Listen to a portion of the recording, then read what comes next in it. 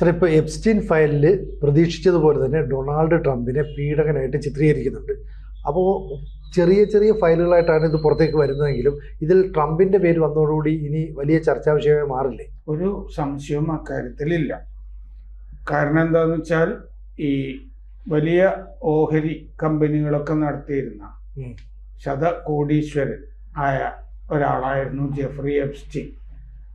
അയാള് ഒരു ബാലപീഡകൻ ആണ് പ്രധാനമായിട്ടും. കാരണം അതിന് അയാൾക്ക് പെണ്ണുങ്ങൾ തന്നെ ഏജന്റുമാരുമായിട്ടൊക്കെ ഉണ്ടായിരുന്നു എന്നുള്ളത് കഴിഞ്ഞ കുറേ ദിവസങ്ങളായിട്ട് ഇത് വരുന്നുണ്ട്. അതായത് 12 മുതൽ 17 വയസ്സ് വരെയുള്ള പെണ്ണുങ്ങളിലായിരുന്നു അയാൾക്ക് താല്പര്യം.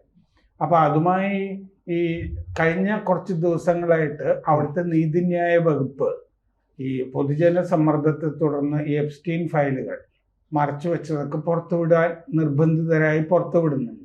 അപ്പൊ കുറച്ച് ചിത്രങ്ങൾ ഇതിൻ്റെ കൂടെയൊക്കെ വരുന്നതുമൊക്കെ കഴിഞ്ഞ ദിവസങ്ങളിൽ ചർച്ചയായിരുന്നു. അതിൻ്റെ അകത്ത് ക്ലിൻ്റൻ്റെ ചിത്രമുണ്ട്.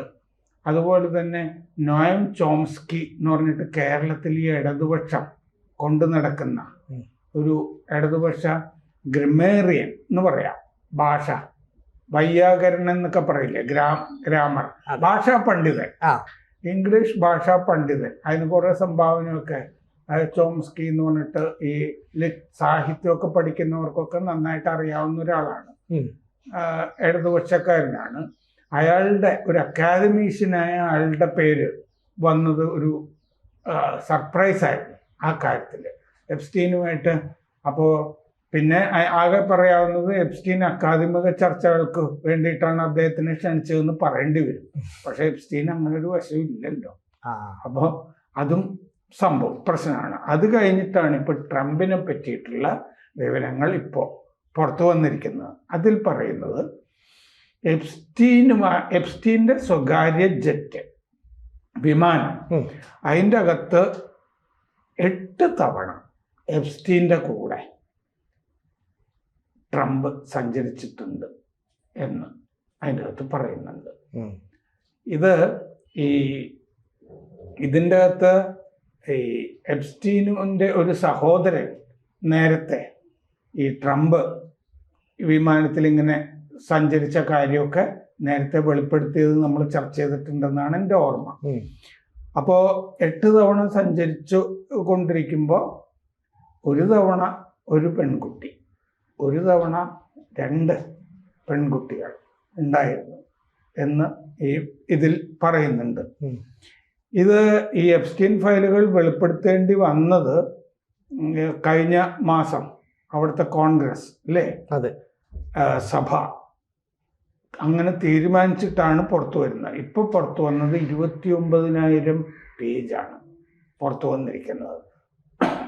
അപ്പോൾ ഈ സ്വകാര്യ വിമാനത്തിൻ്റെ ഡാറ്റ, അതിൻ്റെ റെക്കോർഡുകൾ ഒക്കെ അനുസരിച്ചിട്ടാണ് ട്രംപ് 5 തവണ എപ്സ്റ്റീൻ്റെ കൂടെ വിമാനത്തിൽ സുഖസവാരി നടത്തിയിരുന്നു എന്ന് അറിയുന്നത്. ധാരാളം ഫോട്ടോകൾ, 1 ഡസൻ വീഡിയോകളും ഒക്കെ കഴിഞ്ഞ ദിവസങ്ങളിൽ വന്നിരുന്നു. ആ വീഡിയോകൾ ജയിലിൽ നിന്നുള്ള വീഡിയോകളാണ്. കാരണം എന്താണെന്ന് വെച്ചാൽ 2019 എപ്സ്റ്റീൻ ജയിലിൽ തൂങ്ങി മരിച്ച നിലയിൽ എപ്സ്റ്റീനെ കാണുകയായിരുന്നു. അപ്പൊ കൊന്നതാണോ, അതിന്റെ പിന്നിൽ ട്രംപാണോ എന്നൊക്കെയുള്ള സംശയമൊക്കെ പലരും ഉയർത്തിയിരുന്നു. അപ്പോൾ ഇത് ഈ ഒരു ഇമെയിലാണ് ഈ ട്രംപ് 8 തവണ എപ്സ്റ്റീൻ്റെ കൂടെ സഞ്ചരിച്ച കാര്യം വന്നത്. നീതിന്യായ വകുപ്പ് ഈ പെൺകുട്ടികളുടെ പേര് മറച്ചു വെച്ചിട്ടുണ്ട്. അതുപോലെ തന്നെ ഇമെയിൽ ആർക്കയച്ചതാണെന്നുള്ള വിവരവും മറച്ചു വെച്ചിട്ടുണ്ട്. അപ്പോൾ ഈ അസിസ്റ്റന്റ് US അറ്റോർണിയുടെ ഇമെയിലാണ് എന്ന് മാത്രം അറിയാം.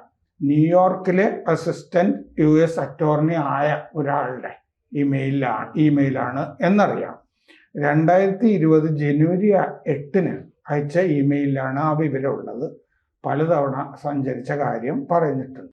ഒരു ഫ്ലൈറ്റിൽ ട്രംപ്, എപ്സ്റ്റീൻ 20 വയസ്സുള്ള ഒരു സുന്ദരി എന്നാണ് ഇമെയിലിൽ പറയുന്നത്. മറ്റ് 2 ഫ്ലൈറ്റുകളിൽ 2 സ്ത്രീകൾ ഉണ്ടായിരുന്നു എന്നും പറഞ്ഞിട്ടുണ്ട്. ഇവര് ഈ മാക്സ്വെൽ കേസിലെ സാക്ഷികളാകാം എന്ന് പറയുന്നുണ്ട്. മാക്സ്വെൽ എന്ന് പറഞ്ഞാൽ ഈ എപ്സ്റ്റീന് കൂട്ടിക്കൊടുത്തിരുന്ന ഒരു സ്ത്രീ ഉണ്ടല്ലോ, സെക്രട്ടറിയെ പോലെയൊക്കെ പ്രവർത്തിച്ചിരുന്ന, അവരുമായി ബന്ധപ്പെട്ട കേസിലെ സാക്ഷികളായ ഈ 2 സ്ത്രീകൾ എന്ന് പറയുന്നുണ്ട്. 20 വർഷം ശിക്ഷ കിട്ടിയിട്ട് മാക്സ്വെൽ ഇപ്പോൾ ജയിലിലാണ്. അപ്പൊ നീതിന്യായ വകുപ്പ് തുടർന്ന് ഒരു മുൻകൂർ ജാമ്യം പോലെ ഒരു കാര്യം പറയുന്നുണ്ട്. കാരണം ഇനിയാണ് ഞാൻ ആ പീഡന ഭാഗത്തേക്ക് വരുന്നത്. അവിടെ ട്രംപിനെതിരായ സെൻസേഷണലായ പല ആരോപണങ്ങളും ഇതിൻ്റെ അകത്തുണ്ട് എന്ന് നീതിന്യായ വകുപ്പ് 2 വാചകം എഴുതി ചേർത്തിരിക്കുക. ഇതൊന്നും സ്ഥിരീകരിച്ചിട്ടില്ല. FBI-ക്ക് 2020 തെരഞ്ഞെടുപ്പിന് മുമ്പ് കിട്ടിയ വിവരങ്ങളാണ്, ഇത് സ്ഥിരീകരിച്ചിട്ടില്ല എന്ന് നീതിന്യായ വകുപ്പ് ട്രംപിന് വേണ്ടി പ്രത്യേകം 2-3 വരി എഴുതിയിട്ടുണ്ട്. അപ്പോൾ എപ്സ്റ്റീൻ മരിക്കുന്നതിന് ദിവസങ്ങൾക്ക് മുമ്പ്, അതായത് 2019 ഓഗസ്റ്റ് 10-നാണ് തൂങ്ങി മരിച്ച നിലയിൽ കാണുന്നത് എപ്സ്റ്റീനെ.